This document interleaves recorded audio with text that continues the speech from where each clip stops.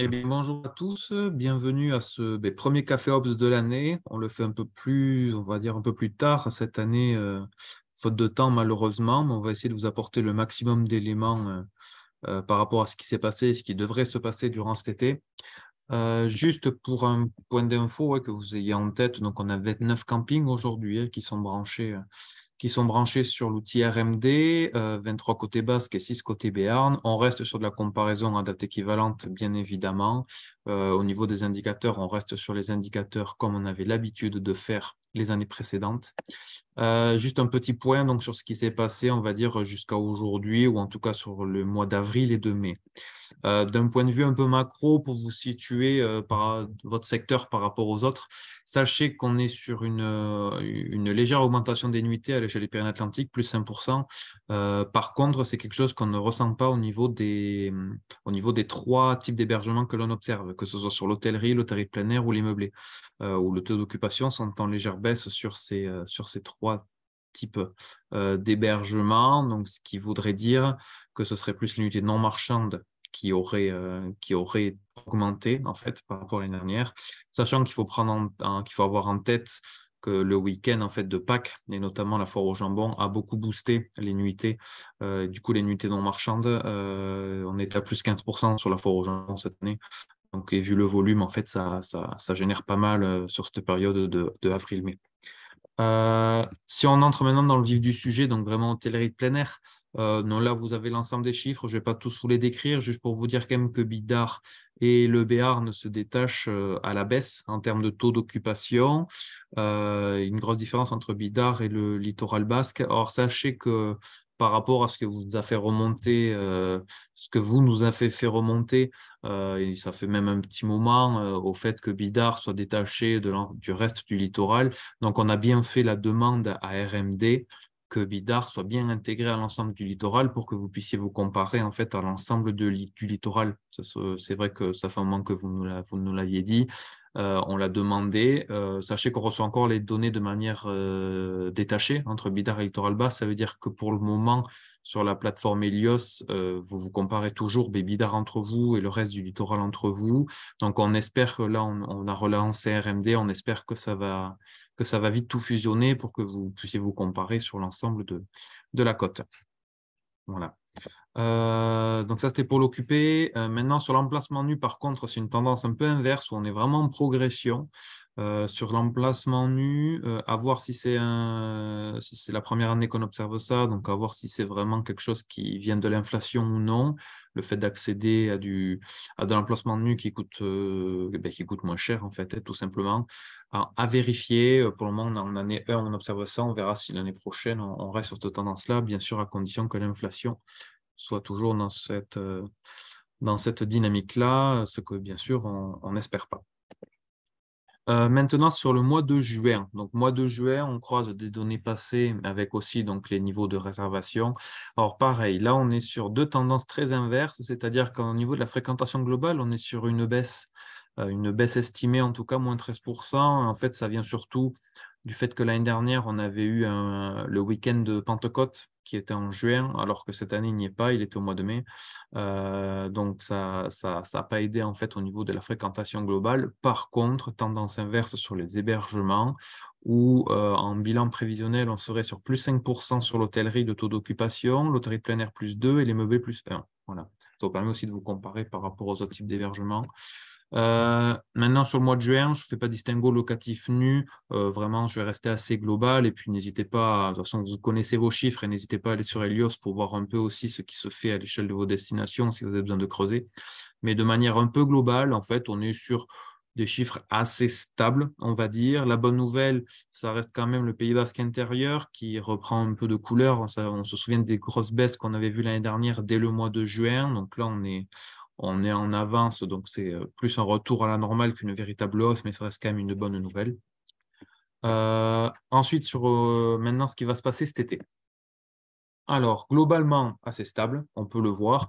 De légères hausses de prix, mais je pense que ça doit aussi venir par rapport à vos hausses de charges, même si ce sont des hausses de prix qui sont assez limitées. quand même. Par contre aussi, donc on reste sur la même bonne nouvelle sur le Pays Basque intérieur aussi, sur plus un retour à la normale, mais c'est bien quand même de revoir que les campings de l'intérieur réattirent, comme on avait pu voir notamment pendant le Covid, même si je pense, même si on est quand même encore un tout petit peu en dessous des niveaux de Covid, mais c'est bien quand même que les gens reviennent. Si je dois vous donner des éléments un peu plus saillants par zone, en dehors des gros chiffres, sachez que pour Bidart, on est sur aujourd'hui un léger retard sur la deuxième semaine de juillet par rapport à 2022. Et par contre, on est en avance sur la dernière semaine d'août. Euh, Sachez que, bon, peut-être c'est pas quelque chose que vous suivez forcément, mais on va dire dans le monde du tourisme, tout ce qui est cabinet d'études, pro-tourisme, des gens comme ça qui font des estimations un peu sur ce qui va se passer par rapport à l'inflation. Il y a eu beaucoup de communication comme quoi les Français partiraient plus tôt et notamment sur le mois de juillet pour payer moins cher leur hébergement. Alors sachez que nous en 64, on n'observe pas ça. Nous en 64, on observe plus un mois de juillet un peu stable, on va dire.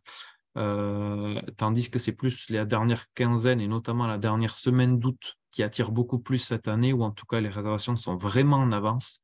Donc, on observe plus un glissement sur la fin août que sur le mois de juillet et début juillet. Voilà, un petit élément de contexte et sachez que chez vous, on observe ça aussi.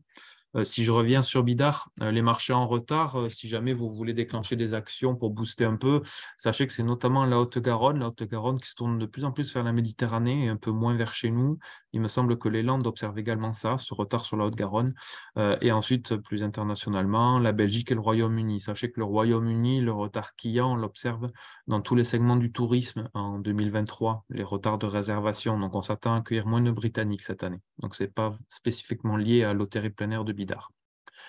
Pour le littoral basque, on observe la même chose en fait en termes de saisonnalité, donc je ne vais pas y revenir dessus. Et les marchés en retard, pareil, la Haute-Garonne et aussi l'Isère. Donc l'Isère, c'est Grenoble essentiellement, qui est quand même un gros marché secondaire, on va dire. Donc pareil, qui est en retard. Sur le Pays basque intérieur, donc la bonne nouvelle, et donc ça se retranscrivait dans les chiffres que je vous montrais, c'est qu'on en avance sur tout l'été, sauf la première quinzaine d'août. La première quinzaine d'août, aujourd'hui, on est en retard. Entre guillemets, c'est presque une bonne nouvelle parce que la première quinzaine d'août, c'est quasiment la période la plus facile à pousser parce que c'est là où les gens partent en vacances. Donc, si jamais vous voulez appuyer sur cette quinzaine-là, vous pouvez sur l'intérieur. Et si vous voulez appuyer, le conseil que je vous donne, c'est sur le marché Gironde qui est en retard sur le Pays basque intérieur et vous êtes assez dépendant de ce marché-là. Donc, n'hésitez pas, si vous voulez déclencher l'action, à cibler ce marché-là pour cette période-là. Et enfin, pour le Béarn, sachez que en fait, nous sommes sur une tendance, on va dire, un peu plus différente. Enfin, sur les marchés, je vais revenir après.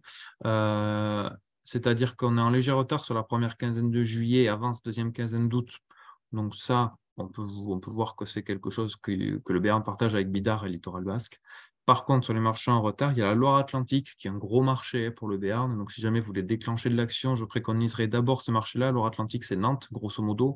Et aussi, dans un second temps, pourquoi pas la Gironde. Voilà, donc c'était en fait les principaux éléments.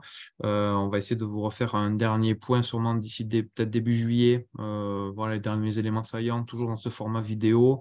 Surtout, n'hésitez pas à nous contacter si vous avez besoin d'éléments ou un peu plus de précision, si vous voulez faire de l'action.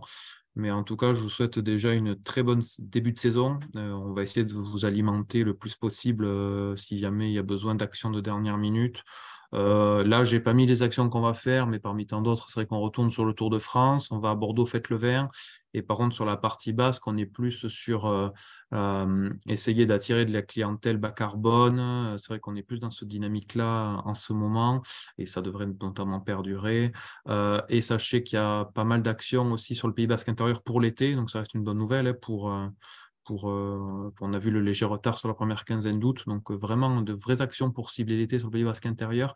Et plus globalement, sur tout le Pays basque, en arrière-saison, on va essayer d'aller rechercher cette clientèle de Haute-Garonne qui nous fait défaut jusqu'à maintenant. Donc voilà, on a plusieurs actions dans ce volet-là. Donc voilà, donc je vous dis merci pour votre attention. Si vous avez des questions, je répète, n'hésitez pas. Et on se dit à très vite, sûrement début juillet, avec une nouvelle vidéo. Voilà. Bonne journée, au revoir.